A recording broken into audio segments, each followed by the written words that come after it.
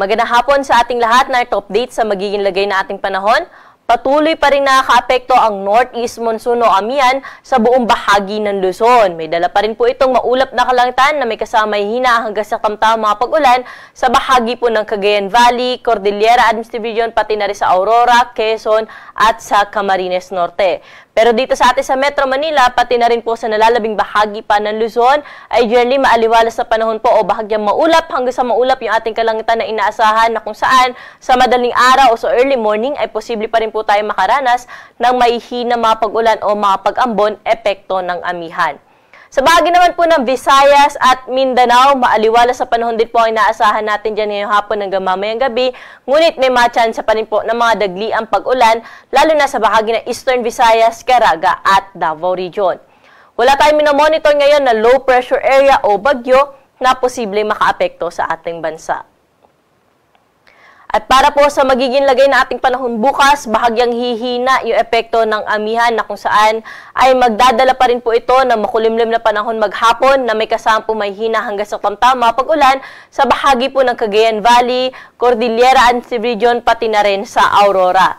Pero dito po sa Ilocos Region, pati na rin sa ibang bahagi pa ng Central Luzon, maaliwalas ang panahon bukas, ramdam pa rin yung epekto ng amihan at posible pa rin po yung may hina mga pag-ulan.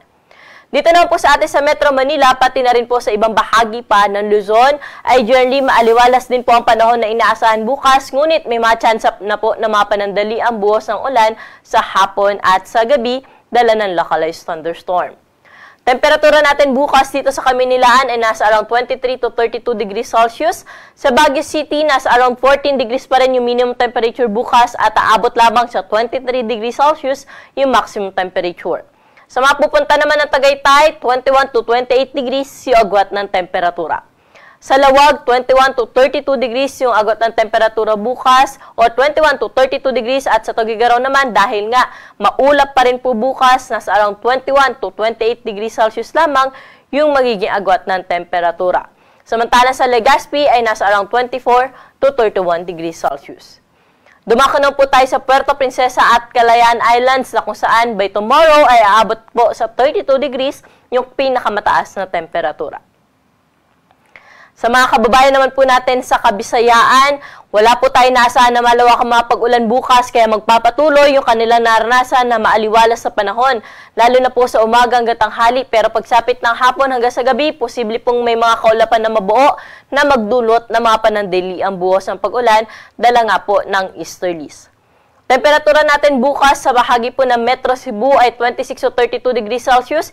Iloilo at sa Tacloban ay nasa around 25 to 32 degrees Celsius. Dahil sa easterly, sinasahan po natin bukas na makakaranas ng maghapong maulap na kalangitan na may kasama pag-ulan ang bahagi ng Caraga at Davao Region. Pero ang ibang bahagi po ng Mindanao, umaga hanggang tanghali ay fair weather o maaliwalas ang panahon pero pagsapit ng hapon at gabi, mataas rin po ang tsansa na mga panandali ang buhos ng pag-ulan, dala rin po ito ng easterlies. Temperatura natin bukas sa Cagayan de Oro ay nasa around 23 to 31 degrees Celsius. Zamboanga abot sa 33 degrees sa maximum temperature at sa Metro Davao 25 to 32 degrees Celsius. Para po sa ating 3-day weather outlook sa mga pangunahing syudad po ng ating bansa, partikular na dito sa Metro Manila at pati na rin po sa Baguio at sa Legazpi City. Na kung saan dito po sa Metro Manila, for the next 3 days, sinaasahan natin na magkakaroon po tayo ng panibagong bugso ng amihan na kung saan ay mararanasan o abot po ulit ito hanggang dito po sa Kamaynilaan. Kaya malamig na panahon pa rin yung ating naasahan lalo na po sa madaling araw. Ngunit, dahil nga po iiral ulit yung amihan, posible po ulit dito sa Kamaynilaan yung may hina mga pag-ulan o mga pag-ambon. At ang temperatura nga po natin sa umaga ay aabot po sa 23 degrees Celsius at ang maximum temperature sa tanghali maglalaro sa 31 hanggang 32 degrees Celsius. Sa Baguio City, magpapatuloy din ng malamig na panahon na kanilang naranasan for the next 3 days, ngunit posible nga po yung may hina mga pag-ulan dala ng amihan. 14 to 15 ang minimum temperature sa Baguio City at nasa around 23 to 24 degrees Celsius yung maximum temperature. Sa Legazpi City naman po, bagamat maaliwalas sa panahon na inaasahan dyan, ay posible po yung mga thunderstorm sa hapon at sa gabi. Kaya kung lalabas po tayo ng tahanan dyan, ay magdala pa rin po ng payong dahil po mataas ang tsansa ng pag-ulan sa hapon nga yan at sa gabi. Sa Legazpi City naman, nasa around 24 to 31 degrees yung agwat ng temperatura. Dumako na po tayo dito sa Kabisayaan na kung saan sa Metro Cebu at sa Iloilo ay maaliwala sa panahon yung inaasahan natin for the next 3 days o hanggang Miyerkules. Ngunit may mga tsansa pa rin po tayo na mga pulupulong pagulan, mga pagkidlat at pagkulog. Dala nga po ng easterlies o ng mga localized thunderstorm. At kapag meron po tayo mga thunderstorm advisory, nilalabas po natin o nagpo-post po tayo sa ating social media accounts. Kaya panatilihin po natin ang pagbisita sa ating Facebook page, pati na rin po sa X at sa YouTube po natin. Samantala sa Tacloban naman po, inaasahan po natin na Lunes ay maaliwalas yung panahon. Pero pagdating ng Martes hanggang Miyerkules, dahil sa easterlies, inaasahan po natin na makakaranas sila ng maulap na kalangitan na may kasama kalat-kalat na pag-ulan. Sa Tacloban, nasa around 25 to 32 degrees ang agwat ng temperatura. Dumako na po tayo sa mga syudad natin o pangunahing syudad sa bahagi ng Mindanao.